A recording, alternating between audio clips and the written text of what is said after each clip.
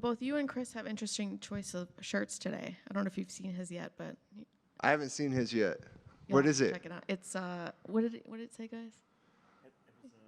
It was O.J. Simpson with the gloves, and anyways, just look it up. Oh, if it don't fit, you gotta quit. Basically.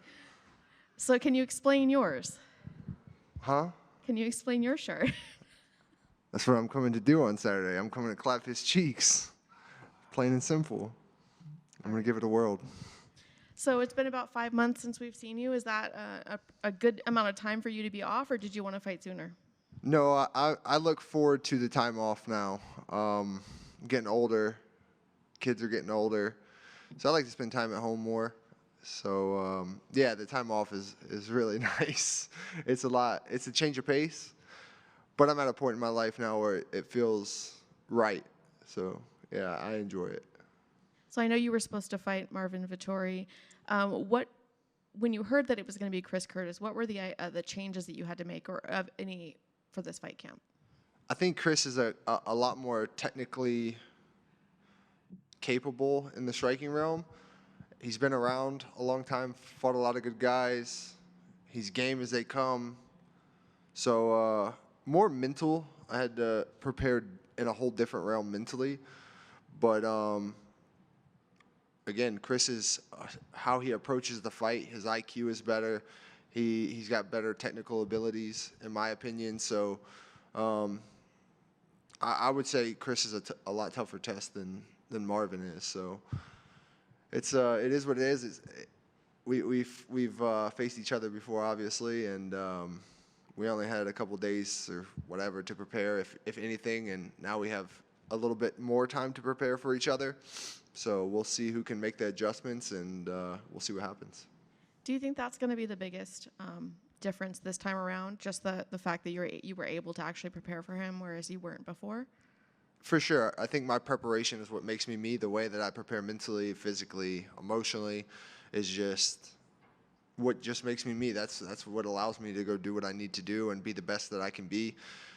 And as I always say, I can't control the outcome of that fight on Saturday, but I can control my preparation. My preparation has been the best that I could possibly get. I feel great, and I'm ready to go test the waters. I'm ready to go see if I am as good as I think I am, and I'm ready to go test. I believe the first one was a fluke, and I'm ready to go test that. Do you think that he's changed as a fighter since that first fight, or do you think he's the same? I think he's the same. I think he approaches every guy a little bit differently with his tactics, but I still think he's the same guy. He's a crisp boxer for the sport of MMA. He's tough. He's game. His takedown defense is good. But we haven't really seen much else, you know. He's coming off of a close win, a very close win over one of my teammates. And, yeah, it's going to be what it's going to be. What did you notice in that fight that you maybe, I mean, you don't want to give away secrets, I'm sure, but what did you notice in his last fight that maybe you're able to use for this fight? Me and Mark are totally different guys. How we approach fights, how we fight is a lot different. I think I'm a lot more technical, whereas Mark's a gritty guy. He likes to get in there. He likes to make it a real gritty fight. And I'm more of a tactician. Can I do that kind of fight? Of course. Do I want to? No, because I feel I'm that good that I shouldn't have to make it a barn burner or a war. That's just how I look at it. But, again, at this level, it may have to happen. But for that specific fight, I hear a lot of people thinking like he took Mark lightly, and I don't know. That could be the case. I'm not in his head, but he still looks exactly the same. I think Mark started opening up at the end and putting a lot of pressure, making it kind of a dirty fight. And Chris is one of those guys that's kind of like his action as far as his pressure with his strikes and everything, they kind of go like a roller coaster. Sometimes he's going to put a lot of punches together. Sometimes he's only going to get you with one. He'll lay out the gas a little bit. He'll put it back on. So he's very good at changing the pace of the fight and making it his pace. And that's going to be a difference here. I'm coming to control everything. It's on my terms. And that's how I've been approaching all my last fights, and I'm not going to change it now. If it's not broke, don't fix it. What would this win mean to you? It's just another win. I'm not putting any emphasis on anything. Yeah, I lost to the guy. I was winning until I wasn't on that one. It is what it is. He caught me. Stay in this game long enough, everyone's going to get caught. I feel I'm better. I feel I was better then. I'm definitely better now. And I'm just going to test that. Other than that, I just really want to get a win. My niece is going to be here. My daughter's going to be here. My mom's going to be here. Yeah, I'm just ready to do that and go enjoy the city. This is their first time here, so everything matters on winning for me. I just want to win, and I don't care how. It could be a 5-round boring fight, which me and Chris aren't going to do that, but it could be, and it is what it is. A win's a win, and we'll see what's next. Is there any part of you that wants to finish him quicker than he was able to finish you? Yeah, my ego or my competitive side does, but I'm not going to rush anything. I know how durable Chris is. Everyone probably knows how durable he is. His defense is really well. So, yeah, of course I want to, but I'm a realistic kind of guy, and I'm going to go out there, and if it presents itself, it presents itself, and I'm going to take it. If it doesn't, then I'll just beat him for 5 rounds everywhere the fight needs to go. I know you don't want to look past him, but do you have any goals for 2024 that you've already set for yourself? I want to be champion. I just need the opportunity. Every time I get an opportunity to go up, it always is taken from me. So I just want a shot at the belt, but the way the division's looking right now, you never know. You never know what's going to happen. It could be right place, right time. So I don't know. The way it looks is like the only person open after this above me is Sean. So that'd be good to run that one back. I mean, I had a tour of them, Sean, then Chris, so now go back around and it'd be Chris, then Sean. That'd be pretty cool, but I don't know. Honestly, I'll sit back and look after Saturday night. I'm not looking past Saturday at all. I know the tough test that I have ahead of me, and there's a lot that surrounds this. This is kind of one of those things where it's all the marbles type deal. So I'm just focused on Chris. Thank you. Brendan, so when you hear Marvin obviously Marvin was your ticket into the top 5. When he pulls out, how bummed were you? Because you look at your track record, a lot of people, like you just said, your ticket up the other rankings get pulled out. How bummed were you? If I beat Chris on Saturday, I'm still going to be number 5 next week. Like, you shouldn't be able to stay where you're at after being out for so long and then pulling out of fights. And other than that, I don't really care. I'm going to go up. I'm going to move up, and then it's old news from there. You could have fought me last year, could have fought me this weekend. So kind of see you later, buddy. Obviously, it's a rematch, and you've said throughout your career, like you would like to fight the people that beat you just so that you can get it back. So I guess when it was presented to you, like, was it kind of like a no-brainer because you can get this one back? It's a weird spot right now. It's hard to put personal, business, competitiveness. It's hard to put all that in the same circle. So it was kind of like, I want to. My ego says yes because I want to get this back, even though it's super nerve-wracking. Like, the guy he caught me once. Like, I've been in there with him before, so that takes a little bit off. Like, I know his speed, I know his power, I know his movements. Like, I know those things. And even though his movements can change a little bit, it's not going to be too much. It's still nerve-wracking. Like, what happens if I go out there and lose to him this weekend? Then I have to look at myself in the mirror and be like, man, does this dude really have my number? Like, shit, this sucks. Like, it's a weird situation, but obviously I'm up for the task. It was a weird situation, though, because, like, business-wise, I want to go up. I want to go up. I've been defending my spot for, it feels like forever now. Again, they always, like, the spot gets taken from me outside of my control, outside the UFC's control. Like, obviously, I'm very thankful that the UFC went out and still found me someone. And I still get to show up here. I still get to compete. I still get to get paid. So it is what it is at the end of the day. I'm a fighter. I'm supposed to fight. And that's what I do. They tell me they want this fight. Well, here I am. Chris hasn't been submitted since 2011. Andre Muniz had never been submitted until you submitted him. So when you look at someone like Chris, like, during training, do you kind of game plan on like how you can catch him, or is that something that you're just gonna have to try and figure out during the fight? Yeah, I try to visualize. I try to visualize in my head. But Chris is, like I said, he's a really tricky guy. Like, he's short, so he's harder to shoot on, and I'm tall, so it's a little bit, different. And I never come into a fight looking to just shoot. I never come to wrestle. When you try to wrestle me, then we'll wrestle on my terms, or I'll shoot to make you think. But I never really like force the takedown. So I feel if I get him on the ground and I get him on his back, he's got a little bit different. I don't care who he's fought. It's not me. So that's a whole different realm. It's a whole different environment.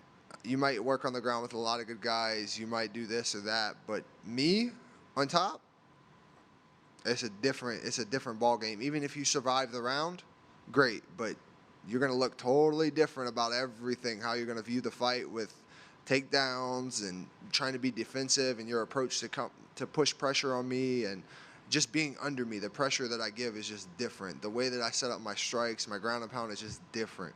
So we'll see what happens. We'll see if we get there. Maybe we do, maybe we don't. He was the last person to beat you. Obviously, you haven't lost since. What about that fight, I guess, changed your outlook, and what made you not lose again?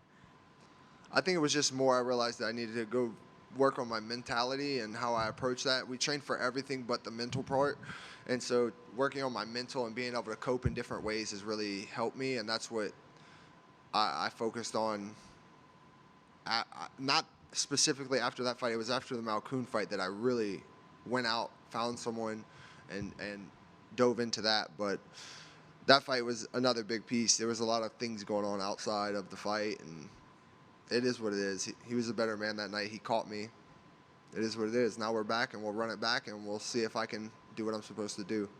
Purple shorts. How happy are you that you finally got him? And I guess was it worth asking for him for the last 1,700 fights?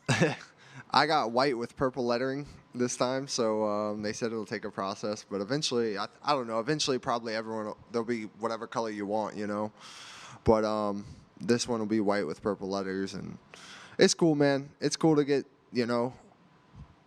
all the eyes and this and that. And it's not. It's kind of like you feel like you earned it. At least where I'm at, I'm not one of these guys that only have a couple fights here or a couple wins, and then I'm asking for all this stuff. Like, I think I'm 11-2 in the promotion. So, yeah, it's cool, but it only matters if you're winning. That's just the sad truth in this business. Nothing matters unless you're winning or you're Conor McGregor. It announced that today it was announced that you're in UFC 5 now. You got put in the video game. Were you happy about that? I mean, yeah, another thing, it's cool, but I mean, they put 30 other people, so it's not like, oh, you're just getting this one, or you're with 3 other people. Like, there's 30 other people, So, yeah, it is what it is. It's cool, It's cool to say you're on a video game, but I'm not one of these guys. It's like, oh my God, like I don't know. It is what it is. I guess maybe I'm just in the weight cutting and fight mode right now, that way I'm not too affected by it. I don't know. We'll look at it next week. Again, I'm just super, super focused on the task at hand, and I'm just trying to put Chris away. That's really all that's on my mind. I want to win, but I want to put him away. Since your last fight, there's a new champion in your division. I guess, what are your thoughts on Dreykus as a champion? I think he was given that. I don't think he took it from the champion. In my eyes, you need to take the belt from the champion. I think a prime example is Sean versus Izzy. Like, he went out there, he gave him the fight. Was it a 5-round fight? And he gave it to him the whole time? Yes. Did he finish him? No, but he still took it. There was no debating the fact that he beat Izzy. I don't think you can say the same for Sean and Dickus, but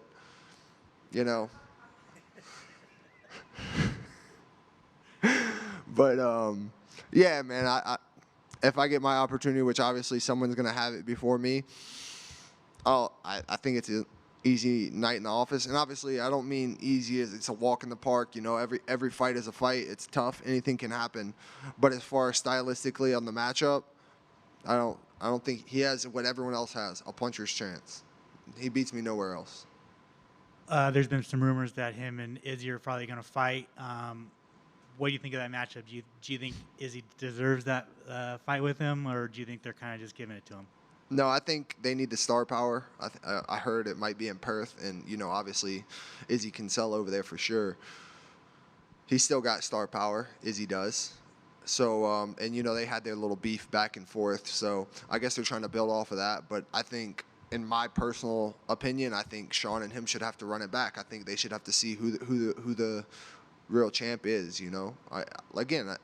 He's the champ now, so I think Sean would have to go and beat him convincingly. But that's way above my pay grade. I'm just trying to go beat Chris, and then I'm trying to get a title shot. And if I can't get a title shot, then Sean would be my next obvious opinion, because I think he should be the one fighting for the belt. So to go out there and beat Sean, one, I right that wrong too. And bigger than that, I know for a fact that I should be next in line for a title if I beat him. Hamza and Robert Whittaker was announced for Saudi Arabia. Who do you got in that fight? I don't know. I would say Robert. I think he's been at the top for a while. I think he's got his mentality fixed from whatever happened, he said, with Dickus, but it is what it is, man. It makes no difference to me. To be honest, it makes no difference to me. I'm just looking at, I'm looking at Chris, and then we'll see what's next, but they're out of my reach unless they're champion, just because of the fact of timelines and how that would have to work. So Sean seems realistic, depending on when they want him to fight, because if it's International Fight Week, that's for me, that's super soon. I'd literally have to go home and get ready to go right back to camp, and I have a lot of things to do in May at home. So we'll see. And finally, when is Tuco going to get in the UFC? We're waiting for Tuco to get into the UFC. Waiting on Mick, Hunter, Sean, whoever, Dana. We're ready to put him in there. He's ready to go. And we're lacking in the 205 division. So we need new blood. He's new blood. They like going to England. He's a Londoner. He's a real Londoner. And no matter what, win or lose, he's going to come out there and he's going to put it on the line just like me. So always a fan favorite. I mean, only thing that sucks is he's kind of ugly. So. Brendan, I just got one back here. When Chris Curtis was in here before, he respectfully said, when you guys first fought, you didn't need to evolve. You already had top contender skills in that first fight. I was wondering, do you agree with that, or do you think the experience since then was very important for your future goals? No, I think that's accurate. I think my mentality and, again, everything that was going on at that timeline really affected me. I didn't know how to tune that stuff out, and I didn't know how to deal with my own emotions from, again, another a ranked guy pulling out a week before. Just all the things that surrounded that fight was what hindered me. It was never the abilities. It was never the technical abilities or anything like that. So, but again, the experience only does nothing but help. But I had a wealth of experience before getting here to the UFC. I've had 5-rounders. I've had tough guys. So there was nothing new, to be honest, getting here or being here isn't. I don't know. I can say it now that I've had 13 fights here. It just feels normal now. I honestly wouldn't know how to act going back to a regional show. It would feel just really, really weird after being here so long. But the experience definitely helped. But now I'm able to show more of my skills and more of my abilities. And again, I'm looking to go out there and just test them. I'm ready to see. I'm excited to see if I am as good as I say I am, if I'm better than him like I think I am. But again, that's no knock against Chris. I like Chris a lot as a person, as a human, as a man. I have a lot of respect for him. But this is just what I need to do to further my career and take that next step. I just feel it's my time, and I'm going to go out there and try to do just that. I'm trying to put him away, and I'm trying to move on to the next thing.